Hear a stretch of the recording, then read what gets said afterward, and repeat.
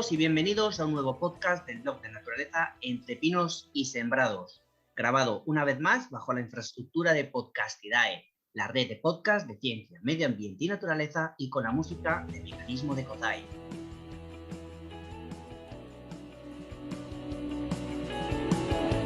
En esta ocasión vamos a hablar de un tema que nos debería importar a todos, y es el tema de las macrogranjas. Para ello contamos con el equipo de siempre. Josep Melero, biólogo. ¿Qué tal, Josep? Muy bien, buenas tardes. Xavi González, veterinario en un centro de fauna salvaje. ¿Qué tal, Xavi? Buenas tardes, ¿qué tal? Muy bien. Y Jorge Falagán, también biólogo. Jorge, ¿cómo estás? Muy buenas, aquí estamos. Y yo mismo, un servidor, Víctor Quero, naturalista y divulgador de naturaleza.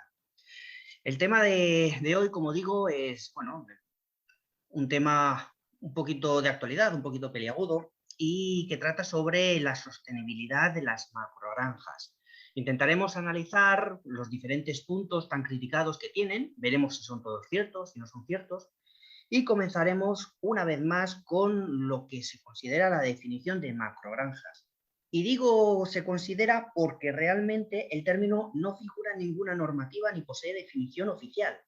Es una definición, es un concepto un tanto, coloquial, se podría decir, que vendría a ser una explotación ganadera intensiva con el fin de conseguir la máxima producción de carne en el mínimo tiempo posible. Suele ir asociada a grandes instalaciones altamente tecnificadas donde se hacinan animales, es decir, los animales están en una alta densidad por superficie. Josep, la definición, ¿tú qué la consideras? ¿Ampliarías, quitarías algo? No, es eso, prácticamente tener animales hacinadísimos para conseguir la máxima producción en mínimo tiempo, no hay más. ¿Tú, Xavi? Hombre, todo productor de carne busca producir animales en el mínimo tiempo, porque si no pierde dinero. Entonces, en macrogranjas y en minigranjas. Pero sí, básicamente por lo demás es un sitio donde hay un número de animales anómalamente alto y muy hacinado, ¿cierto? ¿Y tú, Jorge? ¿Cómo lo ves, la definición? Bueno, yo añadiría una cosa, y es que muchas veces las microgranjas unidas unas a otras se convierten en macrogranjas, que es una de las trampas que se suele hacer a la hora de implantar granjas en algún sitio. Se divide la granja en varias pequeñas o más pequeñas, en lugar de tener más de 2.000 cerdos u otra ganadería que vayamos a meter allí.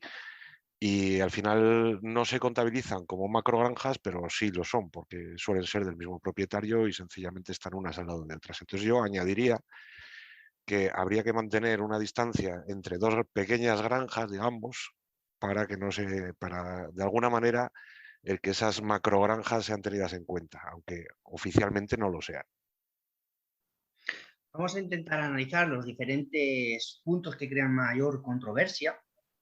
Y es, todos relacionados con la sostenibilidad, ¿no?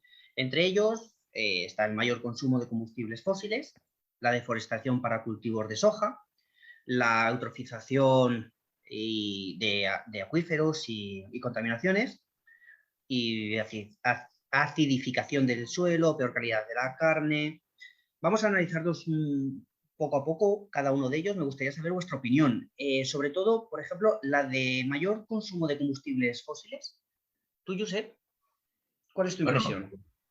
Está clarísimo, porque si crías cerdos aquí, produces la soja en Brasil o en Argentina y el maíz en Estados Unidos y luego la mitad de la producción de cerdos se va a China, pues solamente contando con el transporte ya la cantidad es brutal, pero es que si encima cuentas la cantidad de combustible que se utiliza para producir todos esos cereales y esas leguminosas para hacer pienso, pues el incremento es brutal. Y pensando que a nivel mundial y a nivel español y a nivel de donde quieras, es porque prácticamente se repiten los números, el 70% de la tierra agrícola se dedica a la producción de pienso, pues eso quiere decir que el consumo de combustibles es brutal.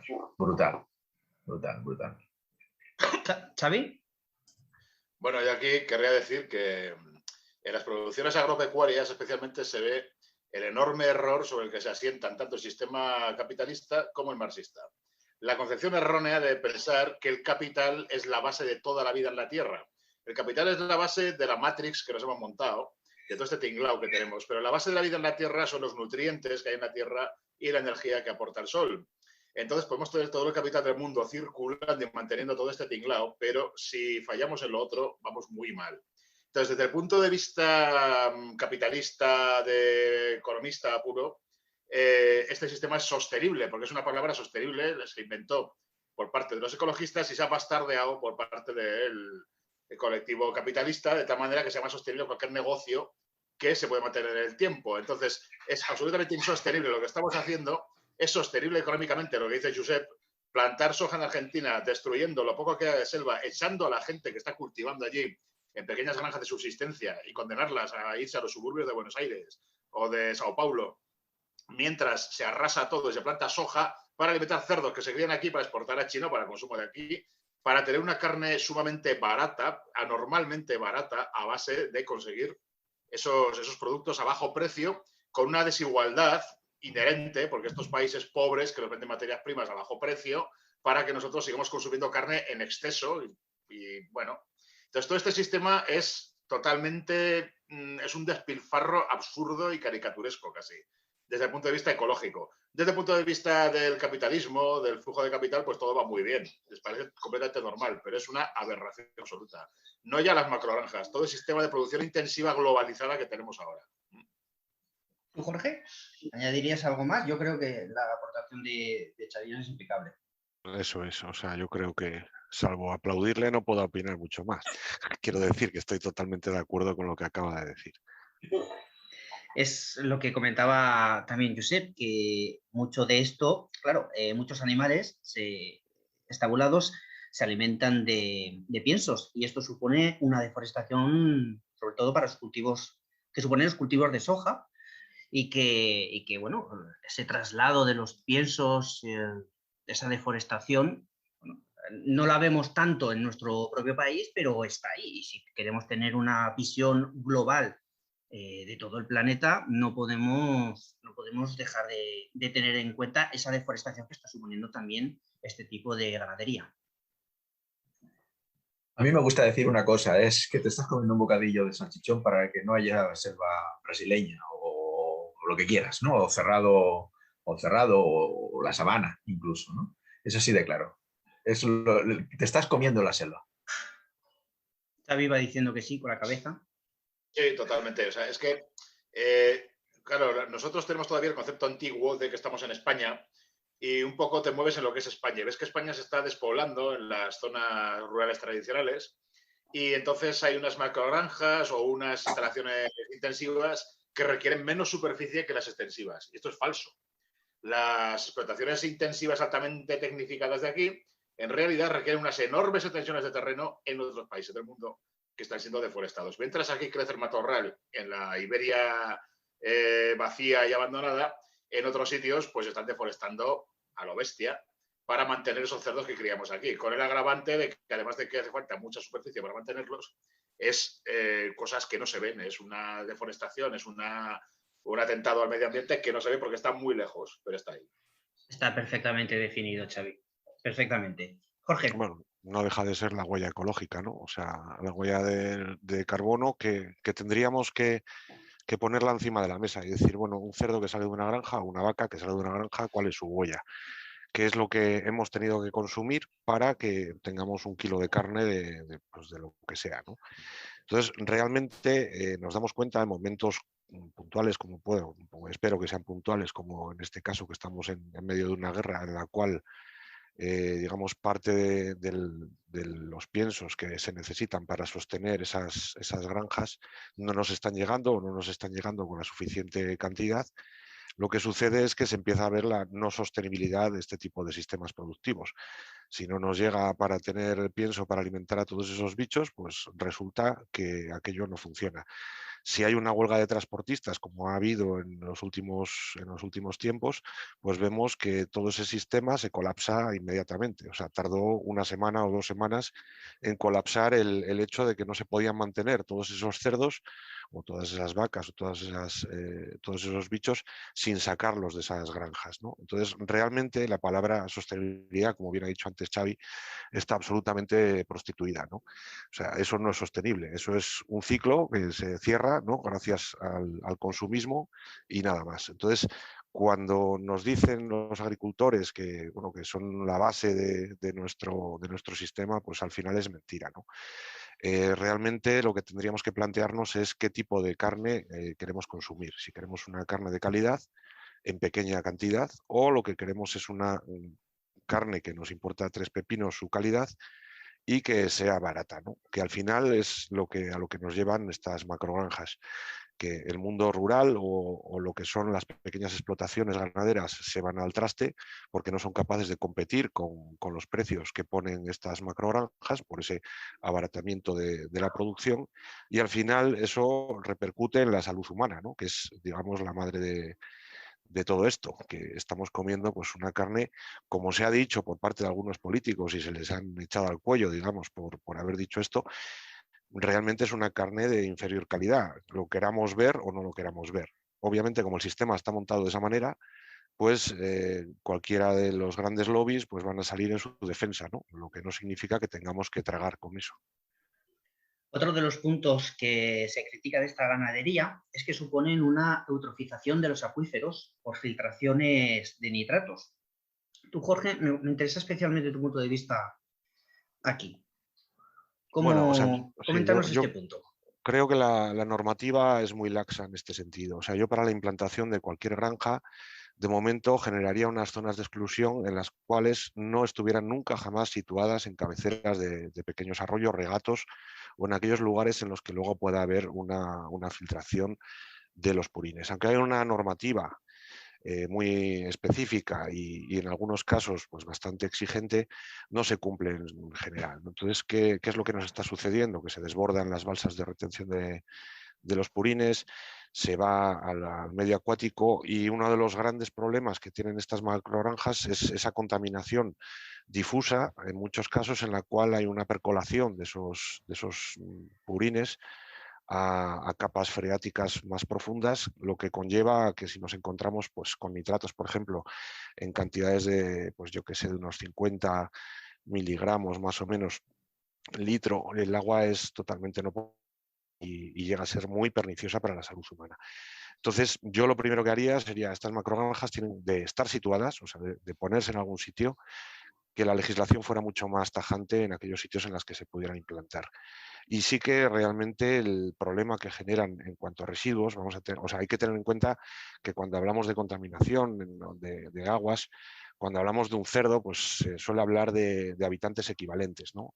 Un cerdo equivaldría aproximadamente entre 4 y 8 habitantes normales, digamos, la contaminación que generaría un cerdo sería entre 4 y 8 personas, ¿no? Entonces, esto es mucha carga de contaminante en un espacio muy pequeño. Entonces, uno de los grandes problemas de estas macrogranjas es qué hago con la basura, ¿no? ¿Qué hago con lo que me generan los animales que tengo allí en un espacio muy reducido? Dime. ¿No se meten en bolsas los purines que se generan? ¿No se meten en contenedores? En macrobolsas, sí. No, en realidad, habitualmente, o sea, los bichos, o sea, hay dos tipos, digamos, de carga, o sea, digamos, de excreción, ¿no? Por parte de los bichos. Si estamos hablando de cerdos, que serían los más contaminantes, en realidad es mierda líquida, vamos a llamarla así. O sea, es una cagada líquida que es muy difícil de procesar. En muchos casos se han intentado procesos de secado antes de su utilización. Se ha intentado la disolución, pero eso gasta ingentes cantidades de agua, lo que al final llega a ser otro problema añadido. Entonces, al final, lo que se viene haciendo es mantenerlo primero en unas balsas que se construyen, que deben de estar, según la legislación, perfectamente aisladas del terreno circundante, y esos purines se llevan posteriormente, se usan en la agricultura como fertilizantes. ¿Qué sucede? Que hay determinadas zonas del país en las que hay una alta concentración de macrogranjas de cerdos, como pueden ser zonas de Salamanca, algunas zonas de Zamora, en las cuales no hay ya dónde tirar esos purines. O sea, realmente esos nitratos son buenísimos para la agricultura, pero no puedes estar tirando nitratos continuamente al campo, porque lo que estás haciendo es totalmente Acidificar y quemar el terreno. sobrecargar esa zona. No es capaz de las plantas ni el suelo de absorber esa alta concentración de nitratos. Entonces, al final, eso, lo que comentaba antes, lo acaba percolando en el terreno y acabamos contaminando los acuíferos, con lo cual no solo estamos sufriendo problemáticas asociadas a las macrogranjas, como son los olores, como es el tránsito de camiones, como es una serie de variables que pueden ser perjudiciales para la gente que vive en esa zona donde se implantan las granjas, sino que además nos encontramos con que estamos contaminando para siempre tanto el suelo como el agua. Bueno, Josep, y eso, a ver qué opinan los demás, porque parece que solo hablo yo. bueno, he comentado en este punto el tema de la eutrofización de acuíferos. Josep, para quien no lo sepa, explica qué es la eutrofización y qué supone. Bueno, la eutrofización es un exceso de nutrientes. Es muy negativo porque si tienes muchos nutrientes, las plantas, las algas, pues crecen en exceso y ese exceso de algas se va al fondo, por ejemplo, en un lago, por ejemplo, se va al fondo y se descompone. Descomponerse quiere decir que se la comen las bacterias. Las bacterias consumen oxígeno, entonces el oxígeno se agota. Cuando se agota el oxígeno, pues todos los animales que respiran oxígeno se mueren a su vez, con lo cual es un proceso que se retroalimenta. Hay más materia orgánica todavía descomponiéndose y entonces al final acaba viendo una sopa verde y que cuando la mueves sale olor desagradable a sulfídrico, a huevos podridos, porque es la acumulación de toda esa materia orgánica en descomposición en condiciones de falta de oxígeno. Y bueno, lo más grave de todo es lo que lo que ha dicho Jorge, que cuando eso afecta a un acuífero es para siempre. O sea, un acuífero no se puede, casi prácticamente técnicamente imposible de depurar. Y estamos condenando las aguas a perpetuidad. Y eso es muy grave. ¿Xavi? Bueno, pues visto lo que ha dicho Jorge de las equivalencias estas de contaminación, Aragón tiene 1.400.000 habitantes y tiene 8 millones de cerdos. Así que tenemos el equivalente en contaminación de entre 32 millones y 64 millones de personas sin tener las personas. Si además añadimos a esto el efecto persistente de la contaminación por purines, tenemos el efecto inquinosa, muy famoso. Sabéis que hubo una empresa en Sabiñánigo que fabricaba lindano, un insecticida, del que se aprovecha el 20% y el 80% se tira porque no sirve. Contaminaron el territorio para dentro de siglos y ahora tenemos esto de los cerdos que nos va a dejar lo mismo. Aquí siempre los apañamos en esta región para tener negocios que generan algunos puestos de trabajo a corto plazo y nos dejan completamente hipotecados para el futuro a plazo de siglos, ¿no? Somos especialistas en esto. Esto tiene un nombre en economía, se llama deseconomías externas. Es una economía que en el momento te da cierto puesto de trabajo, cierto auge económico y después te va a costar siglos salir de ahí. Esto es lo que tenemos en Aragón, así estamos y tenemos la densidad de cerdos más grande por habitante de Europa. Hablábamos de la contaminación de los acuíferos, del agua, pero también supone acidificación del suelo. Es decir, que lo mires por donde lo mires, salpica. También son responsables de un alto porcentaje de gas metano y óxido nitroso, que son gases que generan efecto invernadero. En tercer lugar, solo por detrás de los sectores de industria de industria en primer lugar, perdón, y transporte en segundo.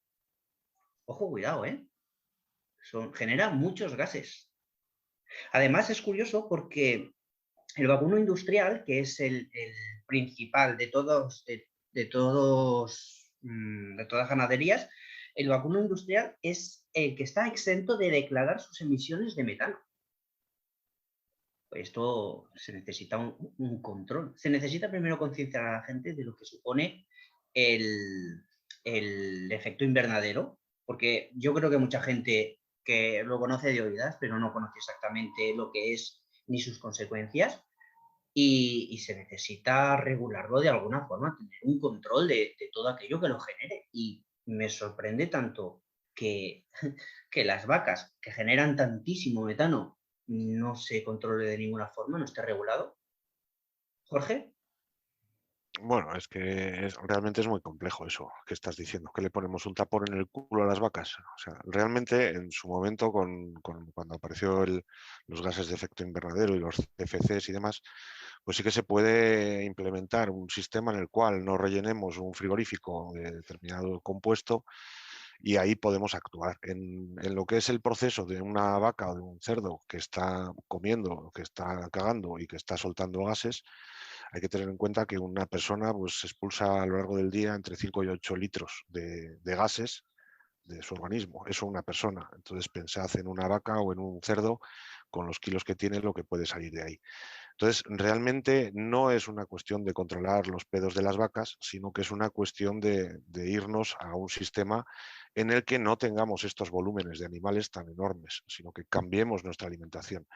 Al fin y al cabo, somos unos chimpancés un poco más evolucionados y nuestra dentición no está con unos colmillacos de dientes de sable, ni mucho menos. O sea, no somos unos carnívoros estrictos, sino que deberíamos de irnos a otro tipo de alimentación a nivel mundial. Sí que existe esa alimentación a nivel mundial. Si nos vamos a otros continentes, a Asia, por ejemplo, su alimentación no está basada en la carne. Es fundamentalmente en los países más desarrollados donde hacemos una ingesta de carne muchísimo más elevada de la que realmente necesitamos.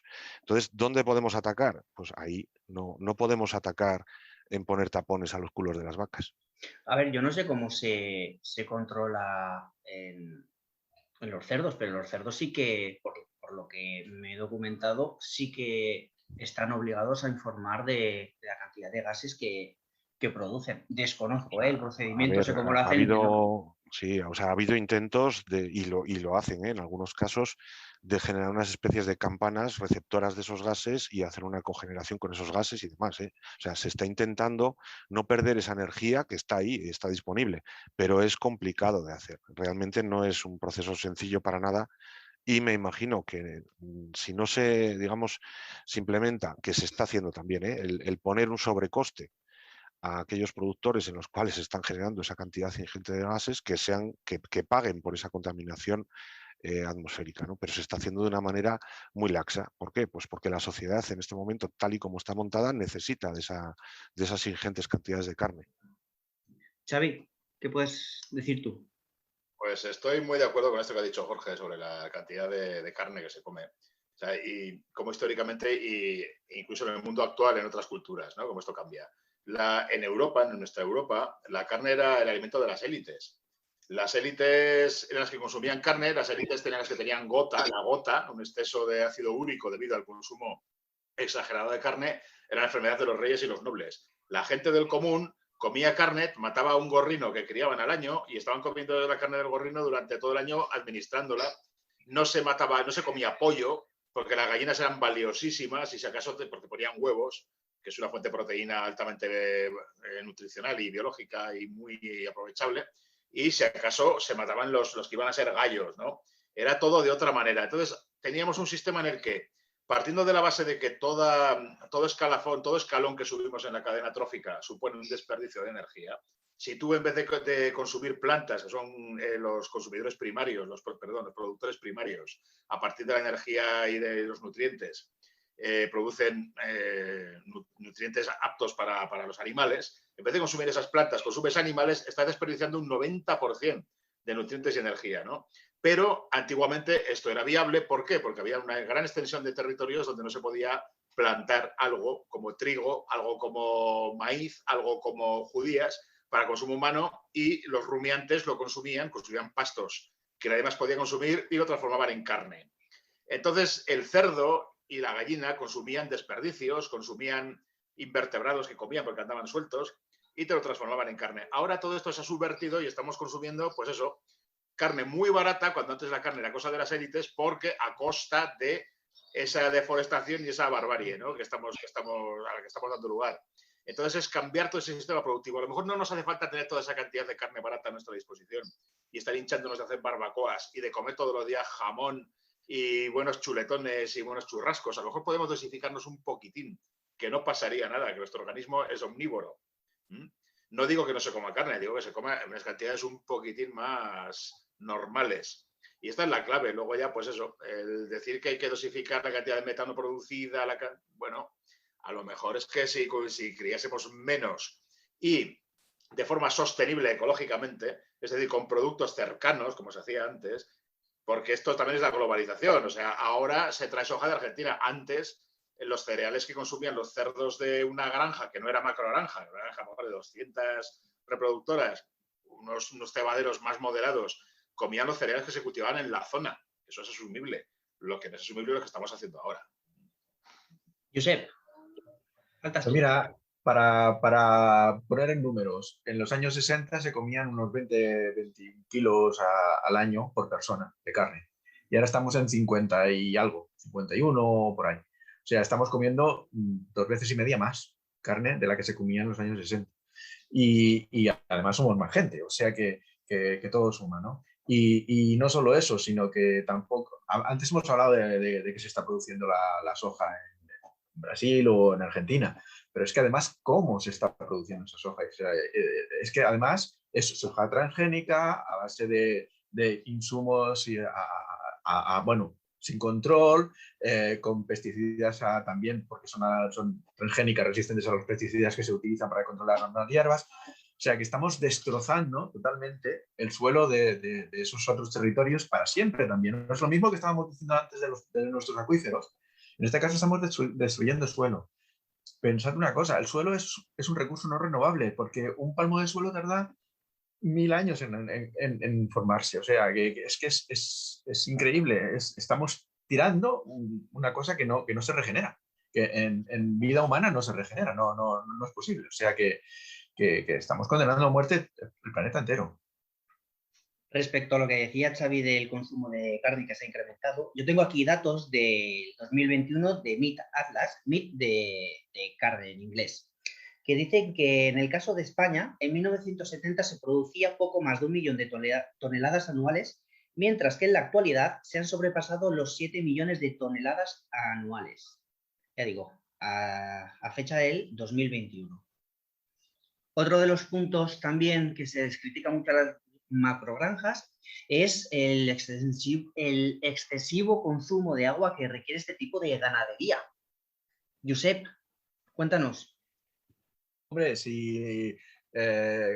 bueno, lo que ya he dicho antes, Jorge, ¿no? Si los cerdos cagan básicamente líquido y para limpiarlos usas agua a presión y lo diluyes y usas una cantidad impresionante de líquido, pues estamos malgastando un recurso pues muy importante, muchísimo. Es brutal, es brutal el consumo de agua que hacen en las granjas, macrogranjas.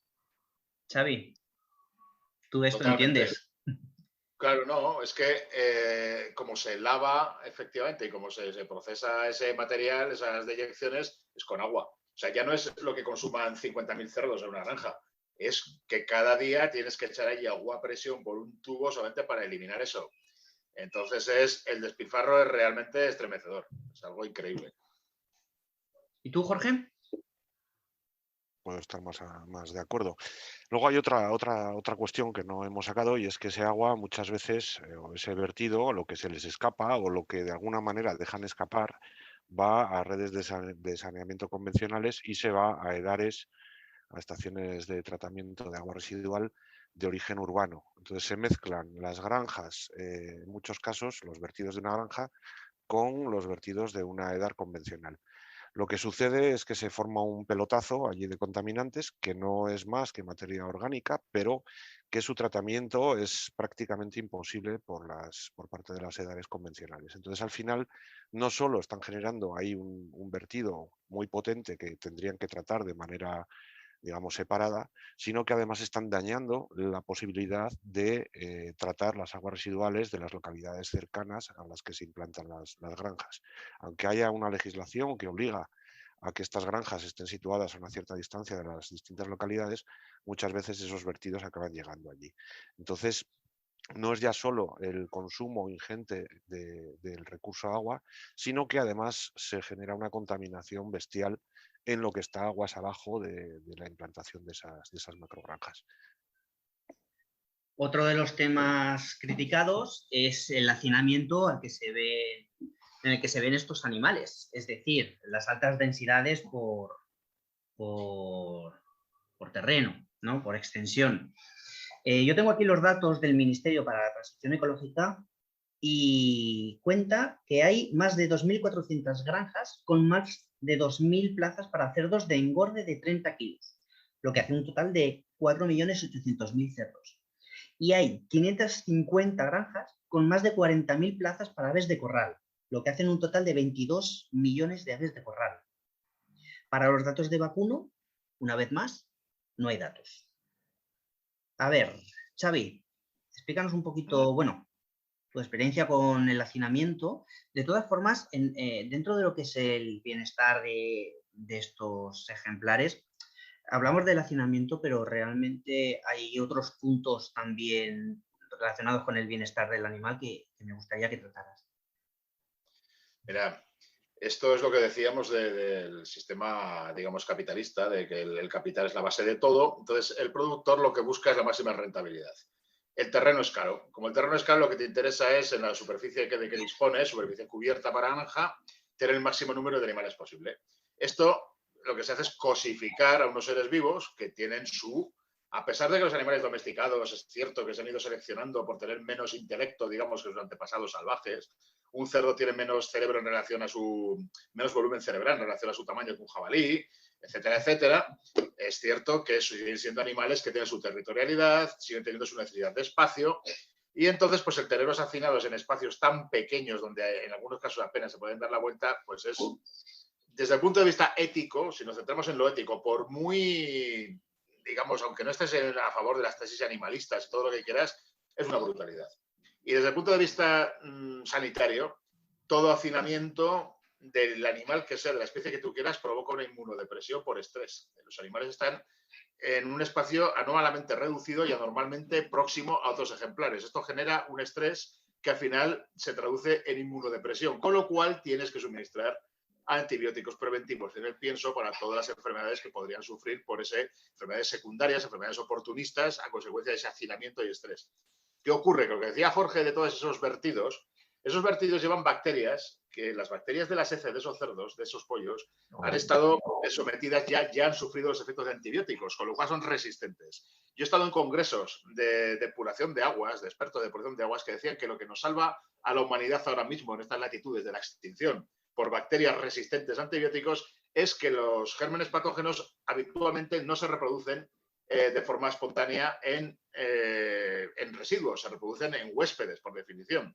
Si ahora mismo algún bacilo o cualquier tipo de bacteria pudiera reproducirse, además del interior del organismo de uno de estos animales, en el medio natural, digamos, en las heces, en esas depuradoras, intercambiarían material genético y tendríamos luego bacterias patógenas resistentes a todo tipo de antibióticos conocidos, que ya las tenemos en los hospitales, que ya hay algunas.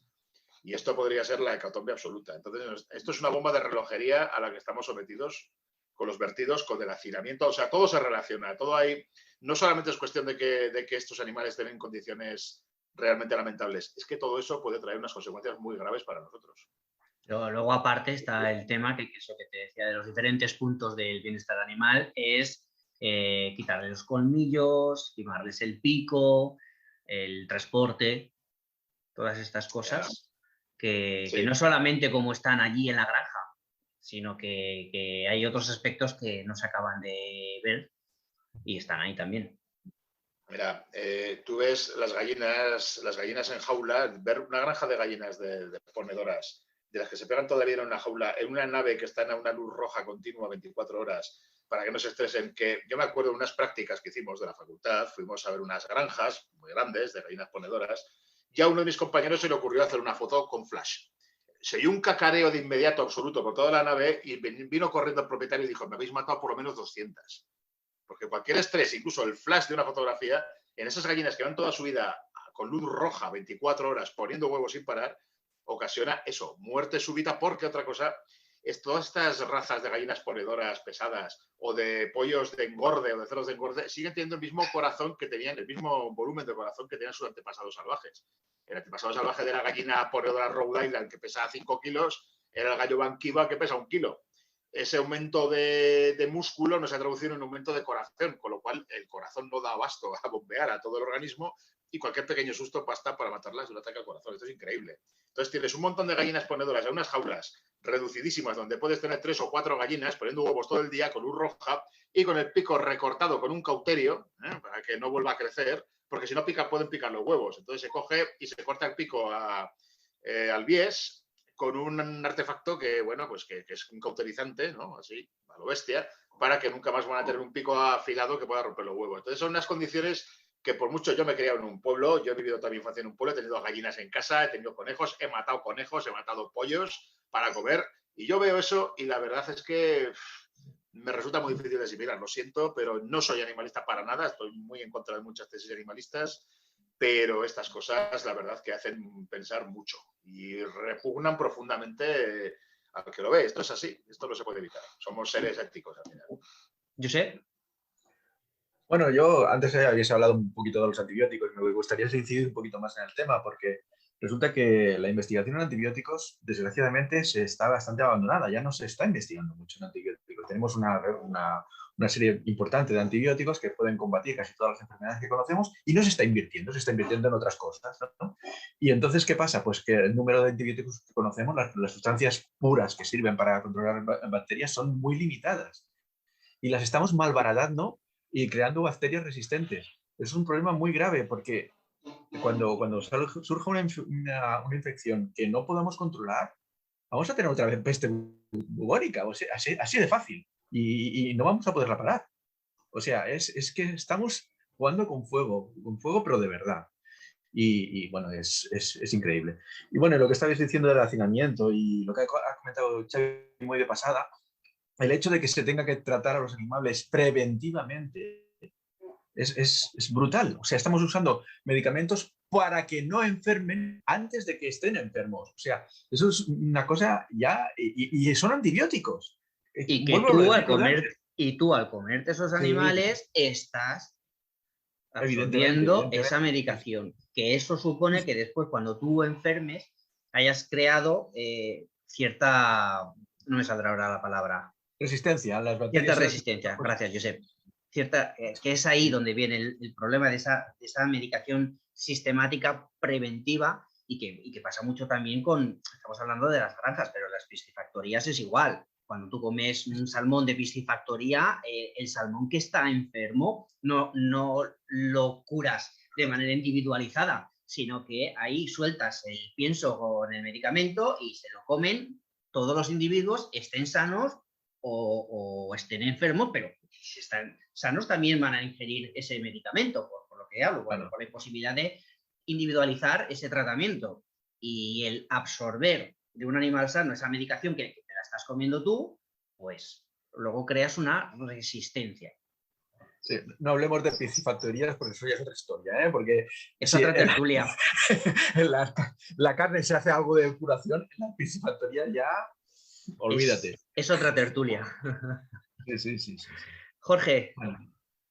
Bueno, es otra tertulia, pero también es cierto que en el planeta agua en el que estamos, ¿no? Que en lugar de llamarse el planeta Tierra debería ser el planeta agua, porque tenemos una ingente cantidad de agua. Lo que son las piscifactorías, lo que son estas granjas marinas, todavía está muy por explotar. O sea, realmente ahí sí que vamos un paso por detrás de lo que podríamos ir. Pero bueno, a mí hay una cosa que me chirría y que creo que toda persona que se coma un filete debería de ver alguna vez en su vida, es una granja de estas, lo que estaba comentando antes Xavi. Todo el mundo debería de pasar por allí y ver las condiciones en las que están las vacas, los cerdos, las aves y darse cuenta de que cuando tenemos un bicho metido en un sitio en el cual tiene un hierro, una madre de cerdo, para que no pise a los lechones, que está tumbada de por vida con unos hierros que la aprisionan contra el suelo, que tiene unas uñas que son bestiales, que le crecen sin parar y que no desgasta porque no las utiliza. Ver esa imagen cuando ves 2000 cerdos en esa posición recuerda un poco a las películas de terror, estas que estamos acostumbrados, en las que ves un tío ahí colgando, en el que le meten unos tubos por la nariz y que le están sacando la sangre, ¿no? Entonces, eso que parece ciencia ficción, bueno, y lo es, ¿no? En las películas, eso debería de verlo todo el mundo en una granja para hacerle pensar, sobre todo para que todos fuéramos conscientes de lo que es esta problemática.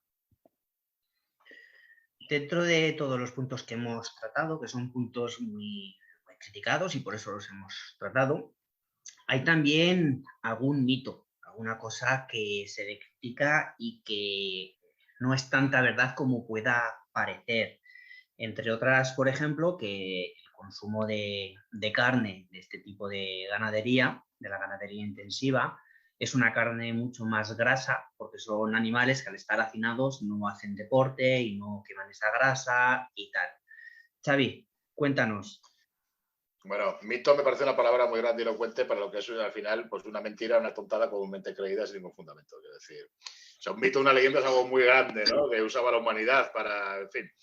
Bueno, pues estas son cosas que se dicen. Realmente la grasa no interesa a nadie. O sea, el productor de carne no le interesa en lo más mínimo producir grasa. ¿Por qué? Porque arruina. Por un lado, pensad que el músculo tiene un 80% de agua. El músculo, la carne es un 80% de agua. Entonces cuesta mucho menos producir carne que producir grasa que no tiene agua en absoluto y que es todo lo que tú pones. Ahora mismo hay una cosa que es el índice de conversión que supone, o sea, que se define como la cantidad de pienso que le tienes que dar a un ternero, como es por ejemplo, para que ponga 1 kilo de carne. Más o menos ahora está en 4:1, es muy aceptable, ¿no? 4 kilos de pienso de alta calidad por 1 kilo de carne que pone el ternero. Son animales jóvenes que son seleccionados para que alcancen el peso comercial cuando todavía son jóvenes. Es decir, cuando han empezado a acumular grasa, el animal está formando músculo hasta que llega un momento en el que tiene un crecimiento que ya se aproxima al adulto y ahí empieza ya a acumular grasa con lo que le sobra.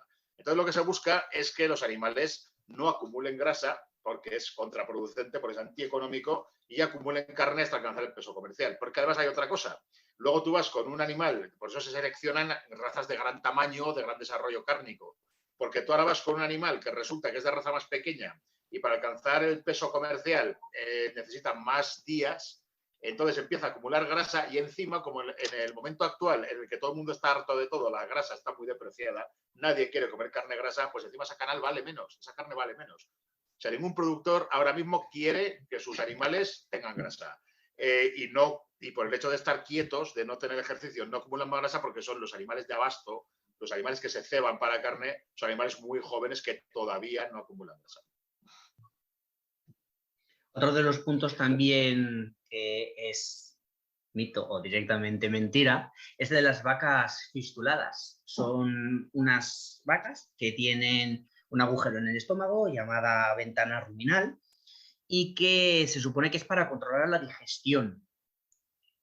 Hace un tiempo salió esta noticia con estas imágenes de una vaca que tiene como un ojo de buey en el estómago, donde el ganadero o el veterinario, pues eso, controlaba la digestión.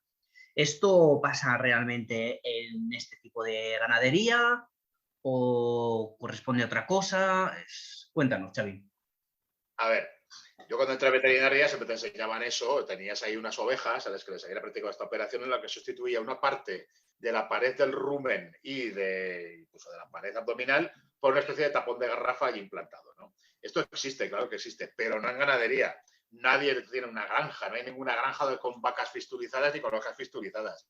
Esto se hace en facultades, en universidades, en institutos de investigación tecnológica, de transferencia alimentaria, para controlar cómo digieren los animales, cómo estos rumiantes digieren diferentes tipos de piensos, cómo cambia su flora bacteriana que tienen todos los rumiantes en el rumen para procesar el alimento, para luego aplicarlo a la zootecnia. Pero esto se hace pues de forma muy minoritaria y en estaciones de investigación. No están en las granjas donde se produce carne y mucho menos se llevan a las ferias ganaderas, como he leído en algún foro animalista por ahí, y donde se invita, según ellos, en la feria ganadera se llevan vacas de estas invitando a la gente a que meta la mano y les toque el intestino. Vamos a ver, esto da acceso a la luz del rumen. No puedes tocar el intestino de una vaca fistulizada porque a lo que da acceso a la luz del rumen. Y de ahí no hay paso al intestino, ¿vale? Pero esto no se lleva a las ferias ganaderas ni se tiene por ahí. Son vacas que están sometidas. Es mucho menos costoso, tanto para la vaca como para el humano que lo investiga, realizar esta operación una vez y tenerlas ahí, que no están metiéndole continuamente sondas a través de la boca para ver cómo está la flora bacteriana, para ver cómo digiere. Entonces, bueno, pues con todo lo raro que nos pueda parecer y lo feo que queda, realmente es una experimentación como se hace en muchos otros ámbitos de la vida y que, bueno, pues ahí está. Pero ni es mayoritario, ni está en las granjas de producción, ni se lleva a las ferias.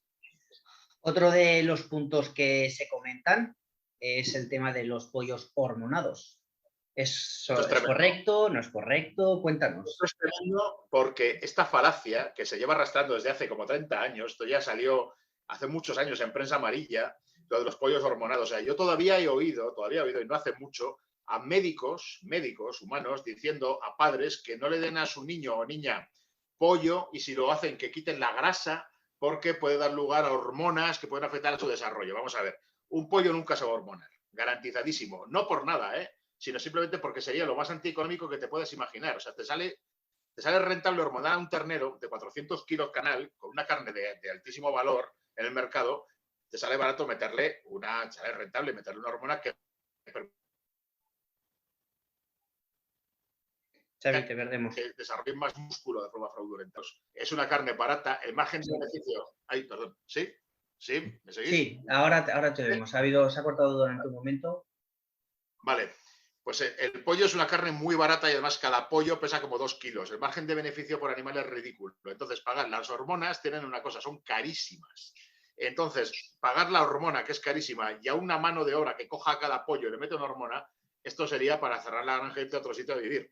Es imposible. Jamás un pollo va a estar hormonado, porque es lo más antirrentable del mundo. Los pollos son grandes y crecen muy rápido porque se han seleccionado estirpes padres y estirpes madres que luego se cruzan para generar el vigor híbrido, con lo cual tienes unos animales que engordan muy rápido, pero no están hormonados en absoluto. Nunca pueden ser hormonados porque sería antirrentable.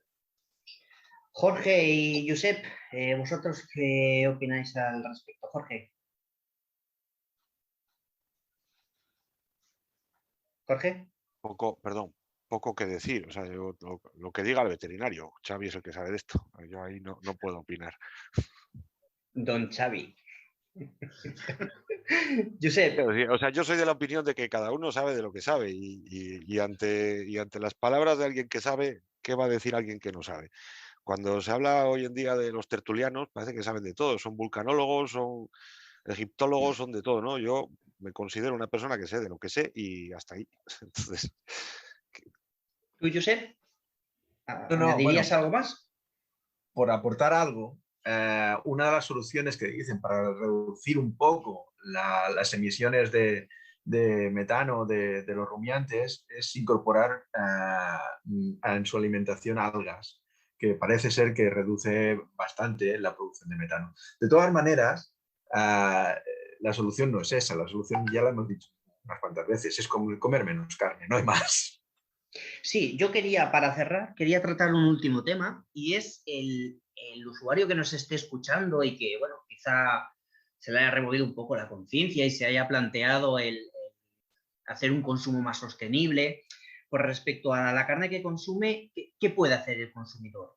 ¿Cómo puede saber si la carne proviene de una macrogranja o no? Josep. A ver, en el etiquetado solamente te pondrá el país, no te pondrá otra cosa. Pero tú puedes investigar un poco más. Y si tú quieres consumir carne ecológica, puedes conseguirlo, eso no es difícil. Y además, si eres más exigente todavía, puedes conseguir carne de pasto, o de animales que nada más pastan, que no comen pienso. Es simplemente ponerse a investigar un poquito y eso lo encuentras. Eso no es difícil de encontrar. O sea, tú puedes llegar a decidir qué comes. Sí, pero tú ya tienes que investigar. Es decir, sí. La única obligación por ley es comunicar el país de origen de la carne, pero la normativa no habla ni de regiones, ni de granjas, ni de estilo de crianza de los animales, salvo con los huevos y las gallinas, que luego lo comentaré. Sí, no te lo vas a encontrar en una gran superficie, eso está claro. ¿Por qué no? No, ¿por qué no? Pero tú puedes elegir qué comes. Y yo siempre digo una cosa, a ver, no tienes ningún problema para gastarte dinero en un móvil o en un coche y en cambio te lo piensas para gastarte en cuidar tu cuerpo, que no vas a tener otro. Y es el único que vas a tener durante toda tu puñetera vida. O sea, que más vale cuidar nuestro cuerpo que gastarse dinero en un móvil o en un coche. Una gran reflexión, me ha gustado mucho el símil. Jorge. Y sobre todo que hay una gran diferencia. Por ejemplo, antes hablábamos de acuicultura, sí que vemos la procedencia, el tipo de pesca o si es un animal criado en acuicultura, en el etiquetado de los peces sí que aparece. Es sorprendente que la legislación pues no le meta mano a esto, ¿no? Vamos, no es que sea sorprendente, es sencillamente que no se quiere acometer dicha tarea, ¿no? Porque sería relativamente sencillo el decir, pues esto proviene de granja, proviene de macrogranja, proviene de extensivo o proviene de los huevos de la paisana de no sé dónde, ¿no? Entonces sería relativamente sencillo legislarlo. Es muy difícil realmente que un consumidor cuando llega a comprar se pare, o sea, ojalá fuera así, ¿no? Como dice Josep, y la gente investigara de dónde viene una cosa u otra. Al final lo que vemos es que a la gente lo que le interesa es el precio, precio-calidad. Pues una calidad aceptable a un precio barato. Y la sociedad en su conjunto yo creo que va pues con sus prisas y lo que hace es consumir ese tipo de carne. Yo soy de la opinión de Josep, prefiero comer menos días determinados productos y saber que los días que lo como son buenos que no estar consumiendo pues una carne o un pescado o lo que sea que sé que su origen es dudoso, ¿no? Entonces al final la decisión final es la del usuario, la del consumidor y es el que tiene que exigir por un lado ese etiquetado correcto y por otro lado pues ser consecuente con lo que opina. Hay gente que le dará exactamente igual lo que estamos diciendo y irá a la gran superficie, comprará y se lo comerá. Y hay otra que pues a lo mejor sí que tiene ahí, le apretamos una tecla que dice, uy, pues voy a intentar investigar un poquito de cuál es la procedencia de esta carne que me estoy comiendo. ¿Tú, Xavi, tu aportación a este punto? Bueno, yo creo, estamos en la era de Internet donde la gente va al médico y le dice al médico lo que tiene. O sea, si es verdad, se informan por Internet antes de ir, a mí me han dicho médicos que es que te viene la gente, le dices una cosa y te contradicen porque la han leído en Internet. O sea, se informan muchísimo. Sin embargo, para esto no. Para esto llegan y se guían por el etiquetado, cuando es muy fácil, efectivamente, saber, bueno, tú estás comprando cordero en el país de Gales y puedes buscar las diferencias frente al ternasco de Aragón. Te lo buscas en Internet y miras a ver cuál es el que mejor te parece. Y a lo mejor es mejor comer menos ternasco y que sea de Aragón, criado de unas formas naturales, a no comer todos los días el cordero del país de Gales. Y esto es tan simple como es habituarnos efectivamente a comer menos carne, que no hace falta tanta, y hacerlo de más calidad.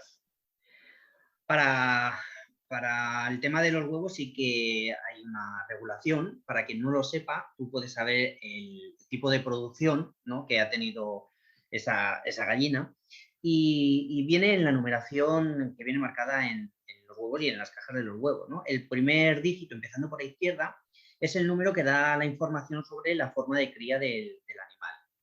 El 0 significa producción ecológica, el 1 significa que es procedente de gallinas camperas, el 2 significa que son gallinas criadas en el suelo y el 3 criadas en jaula. Es decir, que si queréis consumir huevos de gallinas enjauladas o de gallinas camperas, vosotros ahí sí que hay una, bueno, ahí sí que se puede averiguar fácilmente de dónde provienen.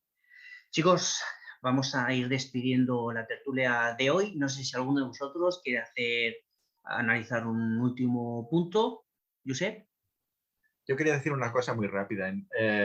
Tendríamos que internalizar costos. Es decir, todo lo que cuesta producir de esta manera, que se revertiera en el precio de la carne y entonces seguro que no consumiríamos tanta porque la carne no valdría lo que vale. No es normal que vayas y compres un paquete de jamón de York por €1 y en cambio te cueste mucho más caro comer arroz o comer, yo qué sé, judías, ¿no? Jorge, ¿algún último aporte? Bueno, básicamente que aquellas, sobre todo esto hay que intentar cortarlo por algún lado. Entonces hay muchas zonas del medio rural en las cuales ahora mismo llegan con una oferta de una macrogranja, le van a dar X dinero al pueblo, van a generar puestos de trabajo. Entonces yo intentaría cortarlo de raíz. O sea, cualquiera de estas granjas lo que va a generar es, ya lo hemos hablado, grandes cantidades de purines o de desechos en general, grandes cantidades de agua que se van a consumir, olores, un poco de todo, ¿no? Entonces, yo lo primero que diría es no queremos macrogranjas cerca de nosotros. Eso, de alguna manera, cortaría o trataría de impedir que se establezcan más granjas de esta tipología. Xavi, una última aportación. Bueno, esto último es totalmente cierto y las macrogranjas lo que crean es una mano de obra ficticia que viene de fuera. Aquí en Aragón tenemos muchos pueblos pequeños donde se han puesto macrogranjas, se lucra el que las pone, pero los trabajadores, esa supuesta mano de obra son microbuses que van recogiendo gente de otros pueblos más grandes y lo van distribuyendo por granjas automatizadas y cuando acaba la jornada se los llevan. Ni crea puestos de trabajo en el pueblo, ni crea niños en la escuela en el pueblo, ni crea nada de nada. Y luego, bueno, pues yo abogaría por el consumo responsable. Tendríamos que interiorizar efectivamente que a lo mejor vale la pena pagar un poco más o incluso bastante más por la carne, por los huevos, por la leche que consumimos y no consumir esto que nos están vendiendo, que son cosas absolutamente despilfarradoras con respecto al planeta. Muy bien, chicos, pues muchas gracias por vuestras opiniones al tema de hoy. Creo que ha quedado una charla muy chula y que a la gente le gustará. Hasta la próxima, nos vemos en la siguiente tertulia. Muy bien. Muy bien. Hasta luego. Hasta luego.